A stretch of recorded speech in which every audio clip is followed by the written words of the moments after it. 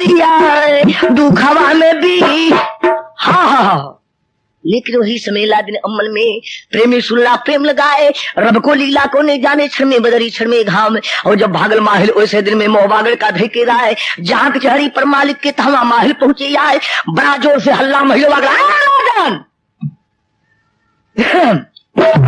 सुन लो बात हमार शाम कोई पाले हाथी घोड़ा सब तो पाल कियो तैयार तुमने पालो रुदल सिंह के दूजी कियो हमारे साथ पोषण हरनी हमरो मरलस दूसरा घड़ीला फड़ले बाय उखड़ले मोर बेटा के यमुना के लिए भले के काम बाबू तन धुआं थोड़ा कम रहे लेकिन धुआं से अगारस बहुत बड़े होला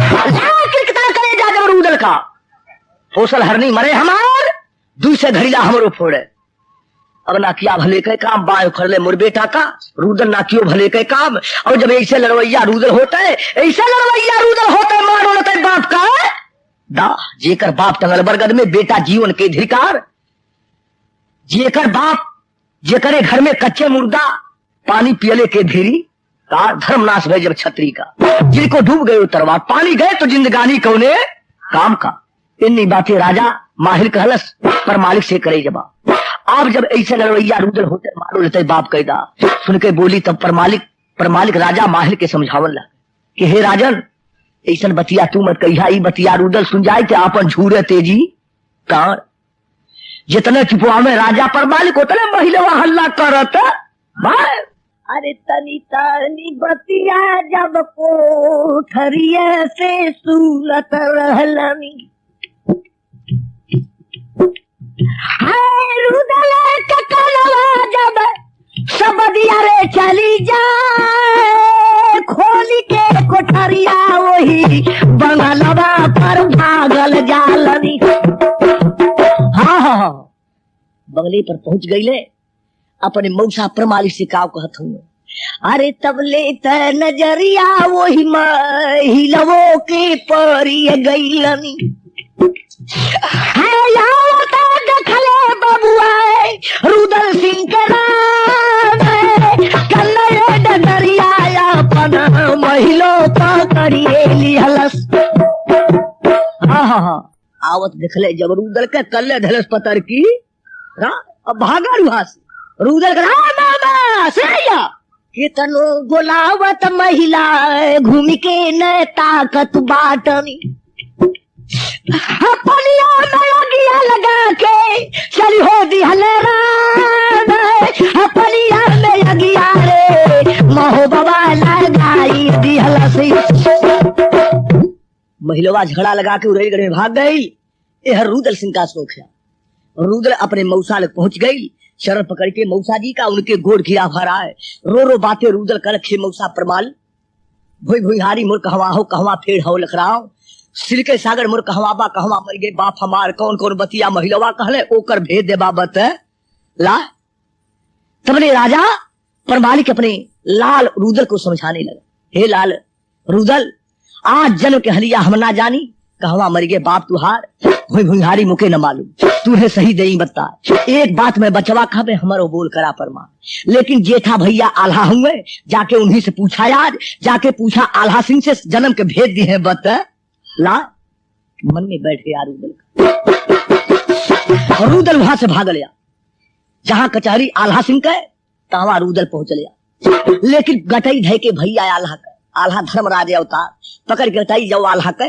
रुदल रोवे जार बेजार रो बातें रुदल कहले भाई सुनो मंडली अवतार लेकिन कहा भुई भुहारी मोर कहवा है कहवा फिर हवे लखराव सिर के सागर मोर कहवा है कहवा मर गए बाप हमार सबकर दादा महोबा लौके अब ना दादा लौकत बा ना दादा हमरो उधर लौकत एक सही देवा बता हाथ जोड़ के आल्हा कहले सुनो सुनो लहुरवा भाई लेकिन जन्म कहलिया हम ना जारी कहवा मर गए बाप हमार भुई भुहारी हम ना जारी भाई सुनो लहुरवा भाई एक बात में तो से कहबे मेरी अकेले लाया चली जा भैया तू भीतर में माई देवलास पूछाया माई देवलास जाके पूछा तो सज्जे भेद दे बताए तू हरो मालिक हमरो मालिक माई देवला सुतल कोट में भाई जाके पूछा महतारी से जन्म के भेद दे बता ला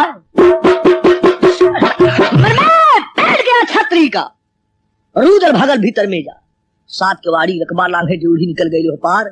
बैठल महतारी रुदल सिंह के जे करते हो ला पड़ गई और रोते रुदल माई लग पहुंचे। पकड़ के गई यौ मतवा के रुदल गोड़ गिरा भरा। तब पड़ी नजरिया महतारी का बेटे पर पड़ी निगाह। तो वहां भाव कैसे माई बेटे से अपने कहते हो, अरे त काहे बचवा रोवे तोर नए नावा, रोवले ककावन हो करानावा।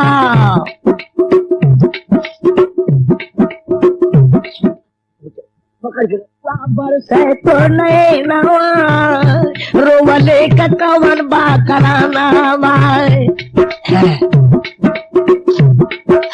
और कवर बा कराना बचवा, कवर बा कराना की रोवले ककावन बा कराना।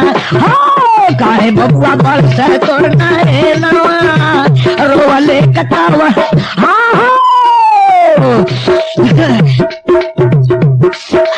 आए किया तुहार घटल है बचवा अन धाना सोनवा, किया तुहार घटल है बचवा अन धाना सोनवा। किए कोनो मारी देना तानवा, रोवले कवन बाकाराना। हो किए कोनो मारे तो के तानवा, रोवले कवन बाकाराना। नाई हमके घटल मैया अन धना सोनवा, नाई हमारे घटल माई अन धना सोनवा। कहवा के नाहे के हुमारे, नाहे दाढ़ी गई दूसरा मानवा, रोवले कवन बाकाराना। हो काहे बबुआ बरसे तोर नए नवा, रोवले कवन। हाँ ढोला रानी अपने लड़के से रुदल से कहते हो, ये बेटा रुदल कौन बात का कमती हो गए, काहे रोवा जाए बेजार, रो रो बात कहे माई से, माई सुल्ला बात मार। अरे माजी सुनबू मरबू बतिया जब हमारे,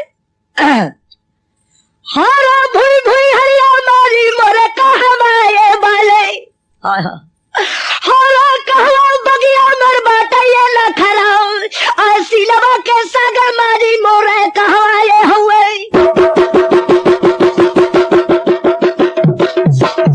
अरे कहवा मारल गईले दादा ये हमारे, हलो सब करे दादा रो बाहो बाबा में लौ गई।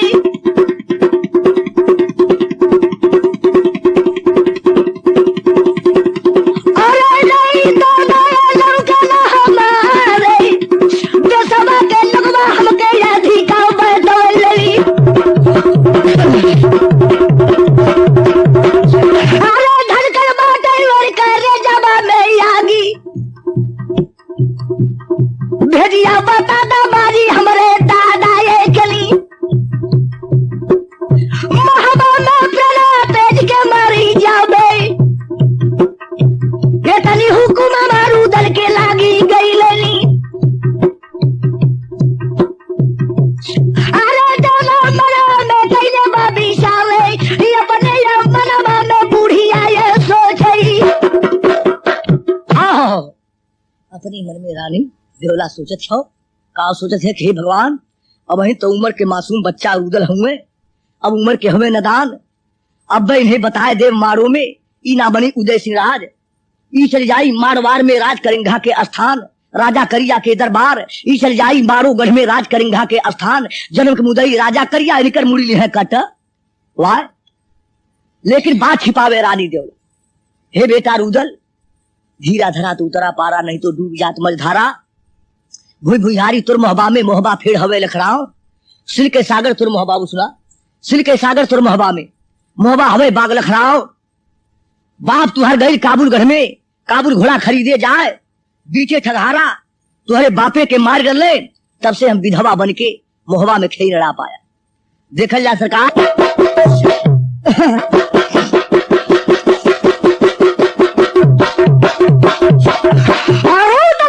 माई से माई भेद दबू बताए, खोदी खोदी के बतिया अपने मैया से पूछत बाटनी।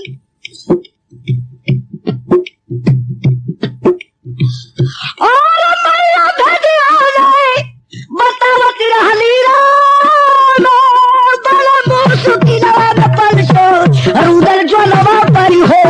रानी हाँ सार दे देगा, सार दे तलवार।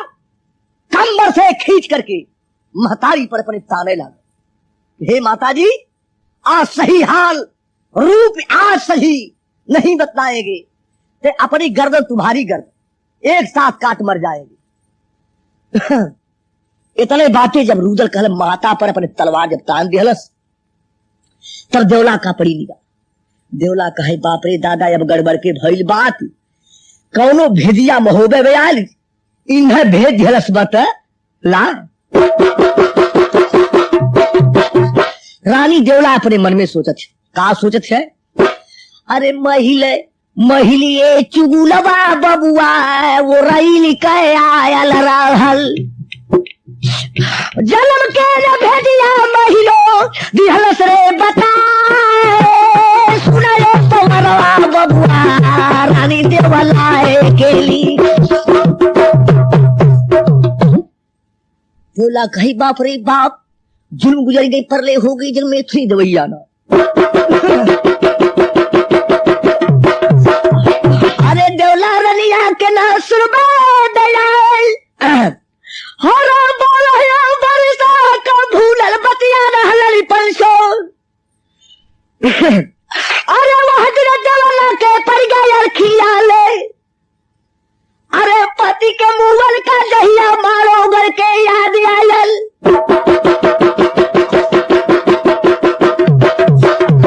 बलिया के चल गई ना दे नामा से ले रही, टप टप या सुआ चलली बांधे न नौसली। देवला मैया रो ले रहे कतिया का है रोई रोई के बतिया कहेली बचऊ असली। हरा बचवा सुरदाया हीरो का हमर लाले, भूई भूई हरिया बेटा तू हर मारो या गली। मारो न बगिया बटे तो न खरो सिलवा के सगर हुआ तू हर मारो या गली। मारो न मारो गईला दादा तू हावे अमारो हिलिया लकिया कारण बनी। झगड़ा लगन पति दरिया में भाई आवे जौना हर जवान हलिया पार हुए गली। अरे जकर करिया ले पड़ गईला नाम मुड़िया ले काटिल हले तुहरे दादा केली। हाय हाय मुड़िया या बात करने रे कटाई, मुड़िया ले काटी केली तुहरे दादा केली। अरे लसिया कोल्हुआ में दिहलरिया तराई, लसिया पेरारी दिहले उनकर कोल हुआ बली। अरे लसिया तरे बरे गदवा का डारी, अरे खोपड़ी ले गले ले बापन हुआ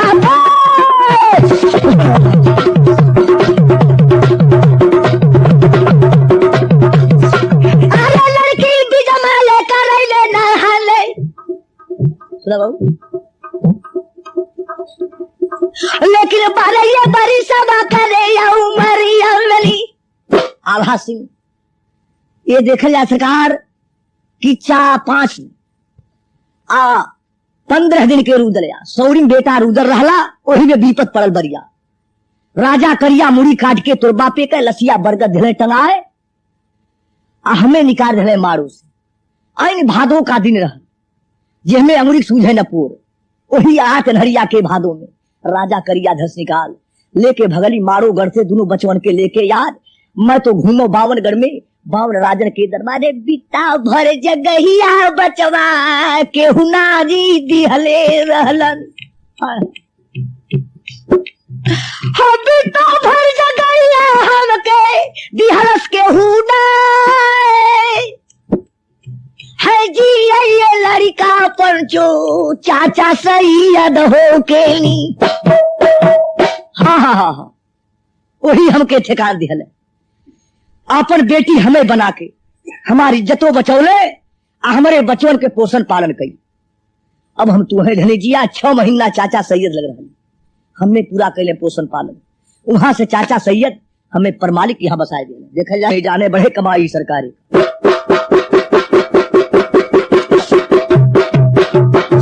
राजा परमालिक हम कह दे छका कैली पिसौनी। अब बहनी मरना कहे दोनों हम लाल तो है ले जिया, दोनों हम लाल तो है ले जिया। जिया बहादुर महोदेवा जितनी भेद रहल मारो के सब रुदल से धरल पता। बोली सुन के महतारी के जैसे गोली लगे हरनी के गुर्दा छे निकल गई। उधर गोली लगे रुदल उनके लगी बात कहे रो के बात कहे माई से कि हे माता देवला अरे बतिया जब हमारे रे अरे हवैया बतिया बारी पहले नानी कहती रहलू कि बपवा के लसियाओ बरगद बेटा गलिया। अरे माई अब हमें जइबे माई शहर मारो यमनी।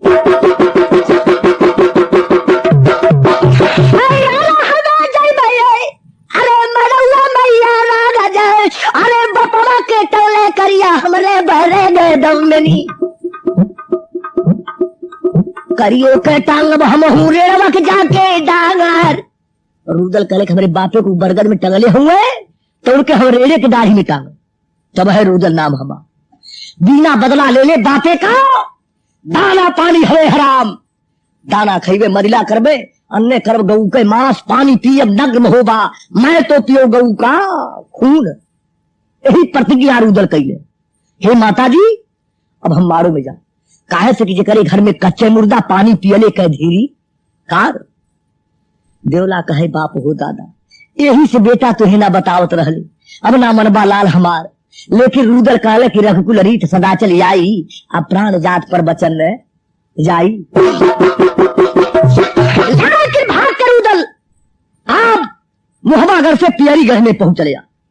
जाके दूतर पियरीगढ़ में देभा तिवारी के स्थान हाथ जोड़कर रुदल कहलस पंडित बाबा की बर जाओ। कहा तिवारी अब का होई कौनो वकील दे बाबता कौनो वकीलिया हमें बता दा तो नैया खेक के करियो। हाँ पार देख जा सरकार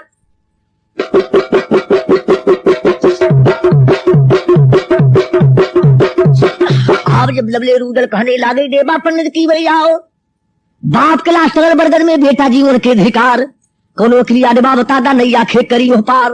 आवा चली आज मारो में मारो हलचल दई मचाए तोप लगा दई मारो घर में मारो तास दास होई क्या लूट लो छतरी का मारो क्या तस्त हो जाए। इतना बात रुदल सिंह कहले तबले तिवारी बाबा कहले अरे पागल हो गई ला तू उड़ा गए हुआ। कहले कौन वकील तो बतावा। तिवारी कहले के एतर पेश मालूम ना मिली अने एतर बदले मिली। एक वकील हम तुहे बतावत हई सज्जे काम फिट हो जा। कहले जल्दी से बतावा यार ताव जात हो। तिवारी बाबा कहले कि छोड़ा भेसा तू छत्री का आवा बनी जोगी महाराज बन के जोगी मोहबागढ़ से आवा चली मारवा राज लड़न भिड़न के दाव देखी आए भगलहू का देखी रा तिवारी कहत हूँ। रुदल करे तेने कौन बड़ी बात है। रुदल देभा दुनू बहादुर सलमत करे एक ही साथ लेकिन कहे कि नदिया एक घाट बहुते रे आ कहे कबीर बचन कह हे रे। यही लड़ाई मारो गढ़ कहो यही एक चीज है बाकी केहू दूसरे लाइन से गावाला केहू दूसरे लाइन से गावाला लेकिन झूठ फूट सब ईश्वर जाने जहां तक देखल रहा वही तक लोग गावाला लेकिन रब के लीला को नहीं जाने। केहू कहा 5 जोड़ी बना के गए हुए आ केहू कहा दिए गए हुए बाकी रब के लीला को नहीं जाने सब एक ही घाट पर जाला। और रुदल और देभा दोनों जान दर्जी के लिए पहुंच गई है। दर्जी से करेंगे बाप कि छोड़ी हमने सीधा जो हमें छिपे 5 हाथी या जाके कहले जब बढ़ई से कहले जवाब ये एक सरंगी हमें बनाता हमें छुटे 3600 राग और बिना बजौले सरंगी बाजे सुनते प्राण मस्त होई या मलया गिर पेड़ चंदन का बढ़ई काट के तैयार। एक सरंगी जहां बनवावे एक सरंगी दीन बना परेशान के सरंगी बज गए परेशान के सरंगी बन गए जी हमें छुटे 3600 राग बिना बजौले सरंगी बाजे सुनते प्राण मस्त हो गया। लेकिन 22 बर्तर के झोरी है जहमे लगल जवाहरलाल, और जब टपी झलरिया घर माथे पर जहमे लगल गोकुला कान, आ 1.25 लाख का गुदरी गुदरा दर्जी सी के कैलस तैया, टपी झलरिया घर माथे पर। अब दोनों कैसे हो गया, और जब देखे समान याद रूदल देभा जोगिन के लेके समान, दोनों चल गए फुलवारी में, जितनी कपड़ा जब गेरुआ बस्तर में सब कपड़ा के रंग तैयार, आ रंग के कपड़ा गेरुआ बस्तर में, दोनों चुन चुन जोगी बनत बा, चुन चुन जोगी बगिए में बनले, जैसे राम लक्ष्मण भाई वैसा जोगी ना दुनिया में खोजले 3 मुल्क में ना। रूदल बाबू खजड़ी लिहले, खजड़ी रूदल लिया उठाए, मोहन बसुरिया रूदल लिहले, जाके बोल करी प्रमाण। अब जब तुम्हारा देभा तिवारी लिहले, अब सर निकाले उठा, और जब बन के जोगी दोनों बगिया में जैसे राम लक्ष्मण भाई, और दोनों पट्टा जोगी बन के रूदल मन मन करे विचार, कहा तिवारी अब का होई, आवा चली मारोबा गाँव, रूदल बलवानी है करना चल मारो गढ़ में, चाहे कोटिल करबा उपाय। कहले तब कैसे, कहले कि अरे पहले मोहबा में चल जाए, आल्हा भैया के नाच दिखावल जाए, परीक्षा मोहबा जोगी वैसे दिन में दोनों चला एक ही साथ। और जब रूदल नाचे देभा गावे, चुटकी पर तोड़े तान, राग छपर ही रूदल गावे, पूर्वी गावे तिवारी महाराज, ध्रुपद तिलाना ठुमरी गावे, दोनों गल बजावत या कैसे भाव रहल।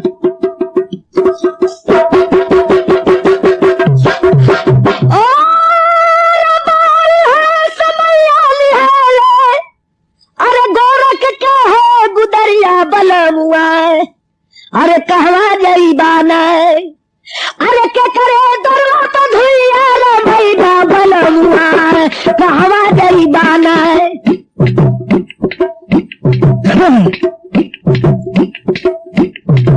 सामदई कहे राज भरथरी ये तना भारी राय, सामदई कहे राज भरथरी ये तना भारी राय,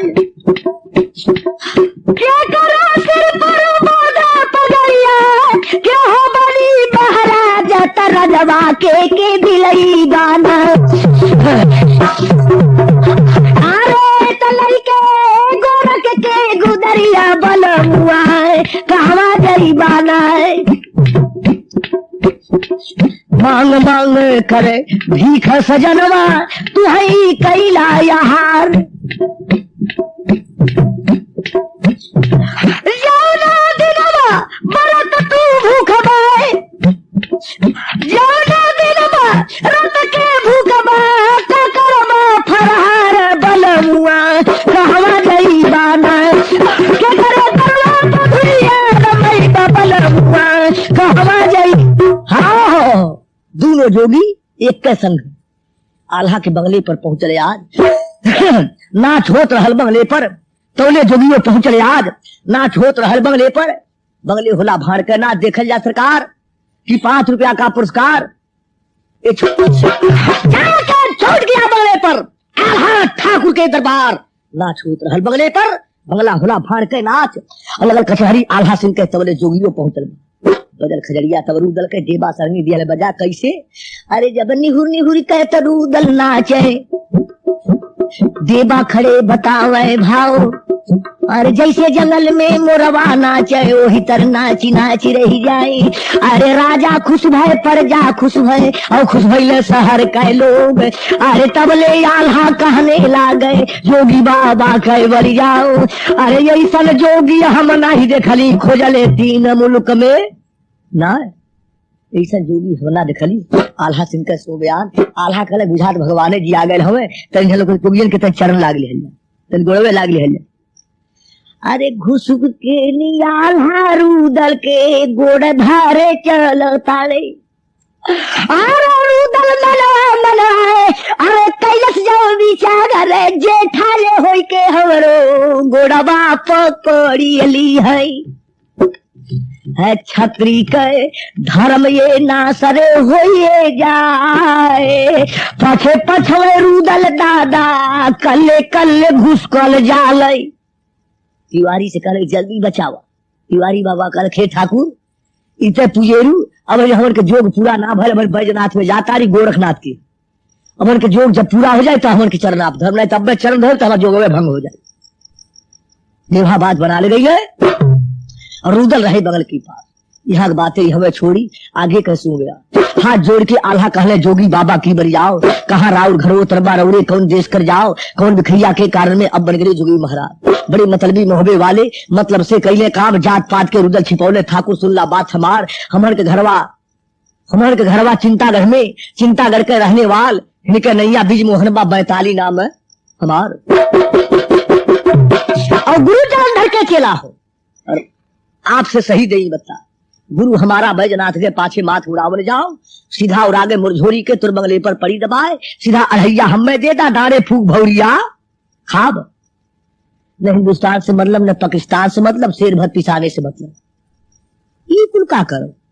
तबले राजा आल्हा कहले, सुना सुना जोगी महाराज, 1 महीना 13 दिन ले तू ड्योढ़ी पर राग सुनाओ, जो जो मांगन हमसे मंगवा तुहरी मगर पूरा हो जाए।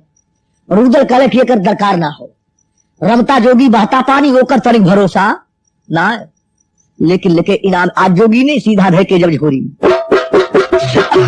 लगे का सो ख्याल, जौन महतारी जब रुदल का जेकर देवला पड़ गए नाम, जौन मौसी रुदल के रहल जेकर मलहना पड़ गई नाम, लिख के पाती रानी वो दोनों भीतरी से बंगला पर भेज दी कि हे जोगी बाबा तेरे भीतरियों में आ जा, सबके दर्शन देवा दिखाए, सबका लालसा बात जीवन में, कहिया जोगी महल में जाए, सबके दर्शन जोगी के मिल जाए, सबकर काम फिट तो हुई जाए। निहले पाती लौड़ी पहुंचल, आल्हा सिंह के धरस थमाए, आल्हा ठाकुर पाती बाचे, तबले आल्हा करे जवाब, जोगी बाबा कले का बात हो, कहले कि माई हमार देवला तो कमहलिया में बोलावत बाटिनी, सबके लालसा जब बदलिया में बाए, तलिए का जोगिया रे महलिया में आई जैते